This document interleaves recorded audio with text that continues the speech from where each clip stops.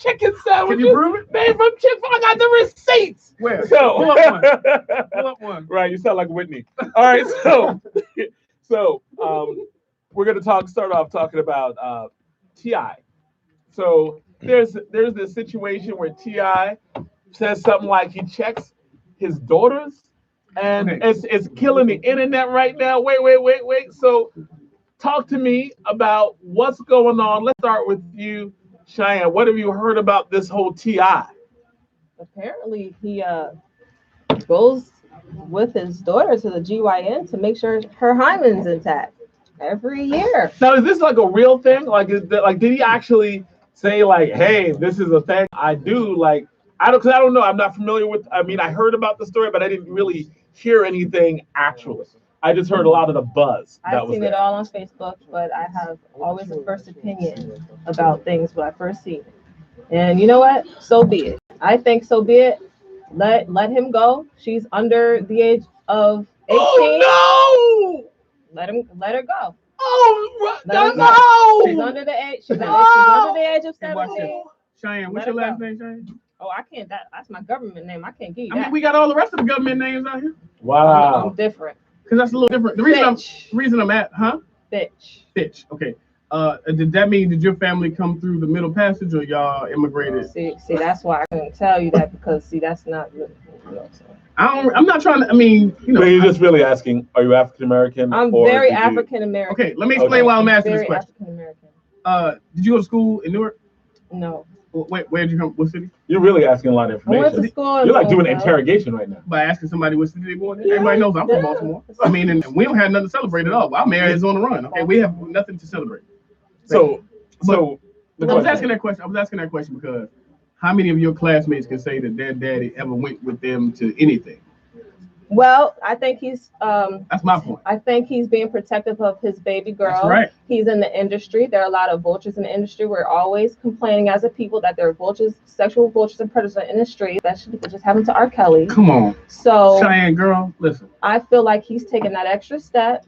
And I feel like there's no problem with him going to the GYN with his daughter until she's 18. Once she's 18, okay. But he's protecting her. I'd rather go through some, embarrassment, have my father come with me, than to make a fast decision like a lot of people have done.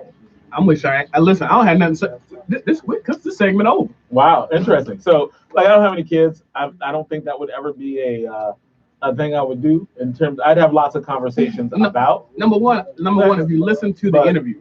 So he doesn't really do that. Here's the thing. If you listen, this is the thing that's dangerous about social media. What's dangerous about social If you listen to the interview and the sound bites of the interview, he's doing it. And he's on a show hosted by two women. Let's start there.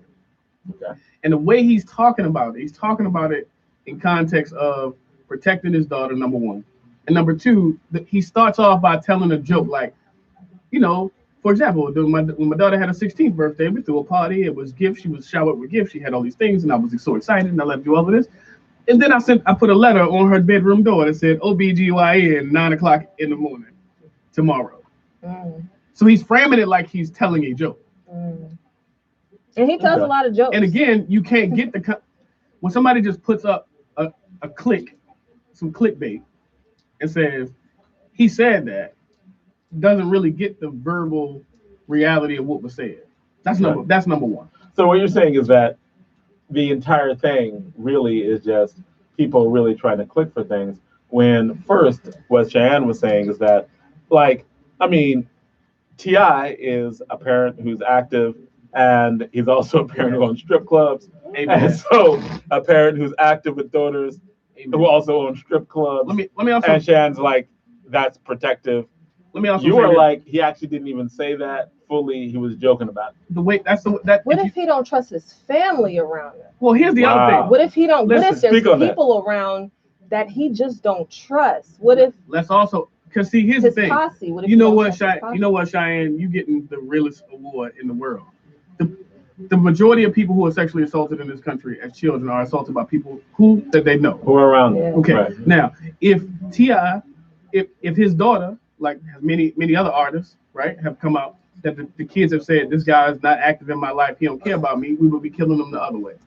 We'd be like, he ain't care about his daughter. That's what's wrong with y'all. He made all this money and he don't care about his family. He just doesn't want to be like Lawrence Fishburne. He'd be, Well, I'm just why the silence?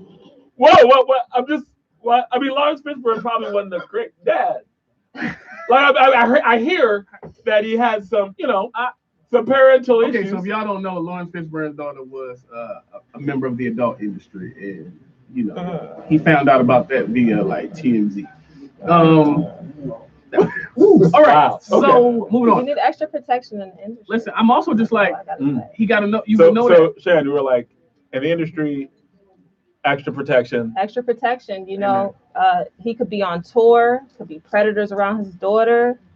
People that he He knows predators based on the industry. He's also in. And also keep in mind, like this past week, I'm getting ready to make DJ Ronald real mad. So I was at a concert featuring Big Crit and Rhapsody. Yes, I got the chance to go. Yes, and I got the chance to go to the VIP thing, and I got a chance to hug Rhapsody, and yes, she's amazing. But guess who the opening act was? Who? Damani Harris. Who's that? That is T.I.'s son. Okay. How many other rappers can say, I'm second generation money?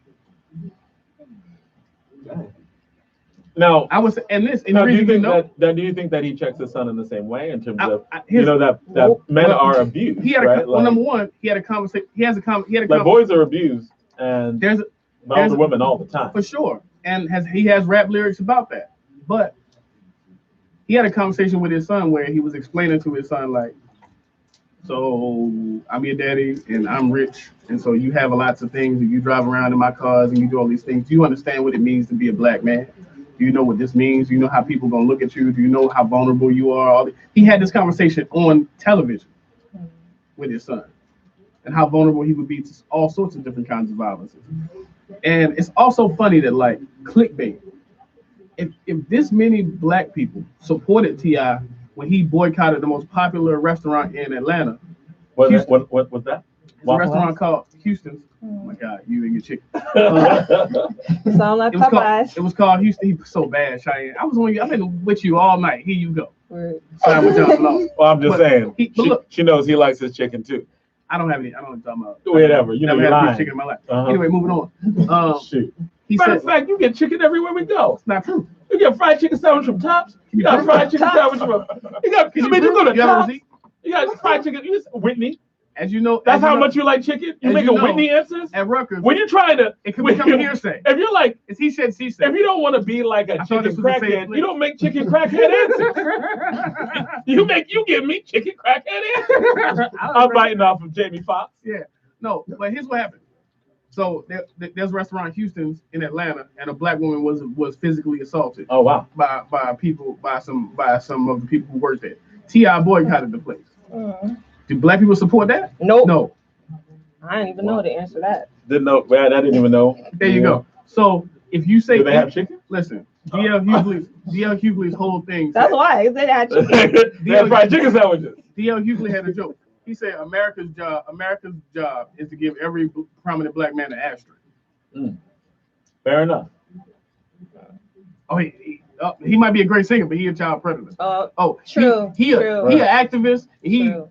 He shouted out. He trying to give people businesses and teach them entrepreneurship and all that. But he polices his daughter's sexuality. Right. Look at Elvis Presley versus Michael Jackson. Come on. And I think Michael Jackson had a better impact. I want to clap.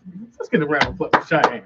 For being a reasonable black person. I didn't even know black women were still reasonable. But you were saying. But I'm saying, like, look at Elvis Presley, how long his legacy lasted without being tarnished, and look at Michael Jackson. And Michael Jackson could arguably have more of an impact than Elvis Presley did, because you got all types of kids that are idolizing Michael Jackson still to this day. Right. From different countries. And the HBO documentary, I believe, just got sued again off of the Michael Jackson documentary, which is like, y'all lying on Michael. And I have to say, I actually believe like most of the Michael stories. Hey man, I'm just gonna say this. You believe it? I used to believe all the Michael stories. When people came out and were like, oh, Michael, he did that. I was like, oh, Michael, because Mike just put himself in. You shouldn't have been 40 mature in your bed. Right. And I'm just like, I think it was that Bashir interview, right? Like when he was like, you don't think anything's wrong with having a child in your bed? And he's like, man, there was nothing wrong. I'm like, whatever you say. I think they was manipulating Michael because I think they knew he was vulnerable. No, that Mike, something wrong. Yeah. Something wrong with Mike. No. Like Mike was Kanye before Kanye. Yeah, no, Mike didn't coon in that way. Well, kind of cool. I mean, he did. The hair, the skin. How do you say that? He became white. Yeah, He literally became white. First of all, Hey, everybody have on record that Chris Randall thinks that vitiligo is a real illness. Unlike Jonathan Austin, straight hair is a real illness. I don't think that's how it happened. I think there was some plastic surgery. Is a real he never had one plastic surgery. Okay, never happened one. His nose about to fall off. Oh. There's a real nice video of Michael Jackson when he was like 12 and singing this great song with his big African nose and his fro. And the song was and with he was Roberta hot Flack. back then, okay? He was sexy. I was like in love with that Michael. Not the Michael who looked like E.T. Right? Like I'm just saying, like you can't be like, oh no, Michael was Kanye before Kanye. Kanye is not even as Michael was. Kanye is just like, I supported Trump and I'm a Republican. And we all go. I think Michael was a little bit more gangster than that. If you're going, the number one thing, I think, this is what I think, and I'm glad I got Cheyenne right here so I can say this. I think the most vulnerable thing you can be right now in America is a heterosexual black man. We're gonna have to, because we want to get to another segment and bring Zaid in, and you just asked the question, you just said that, and it was like, wow, that's an entire hour to unpack. That's let me call Tommy Curry. If you don't have Dr. Tommy Curry, if you don't have, there's not talk.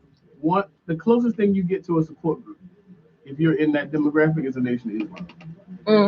Wow. But there's absolutely nothing you can do to be innocent, right? Fair. And that's what I was talking about. Why do the LGBT have so many support groups, but the most targeted group, which is young men of color, don't have any support groups? And if they do have a support group, it's called racist.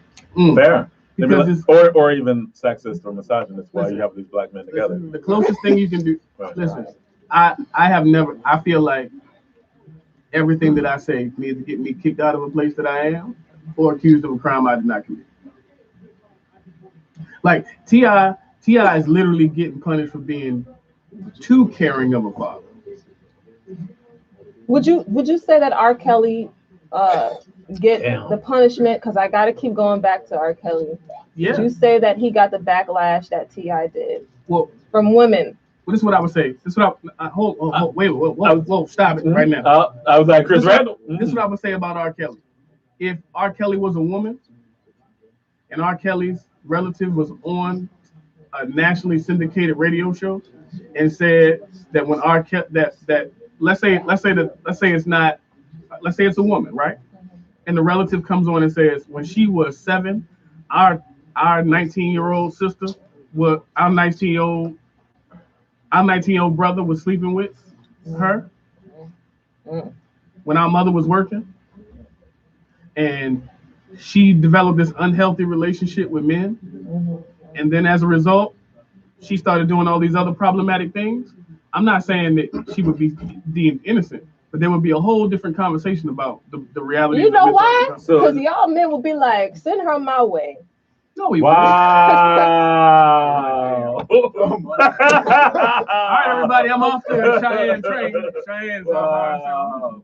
But I'm saying there would be a whole different conversation. But you're saying that there would be, like, we understand that there's, like, we understand that people who are abused are also victims, even if they're perpetrators. But black men have no room for vulnerability or. We need to so even though he's guilty, even though R. Kelly, he needs to be. If he's guilty, right? If he's guilty, right? Like, it'd be nice for him to be able to go to court, have a trial. Right. So if he does have a trial and all the evidence comes out. Any other group of people you see where there's an accusation of a legal crime and there's a documentary that comes out while it's still being tried in court? You ever seen that before in your life? I mean, anybody in your life.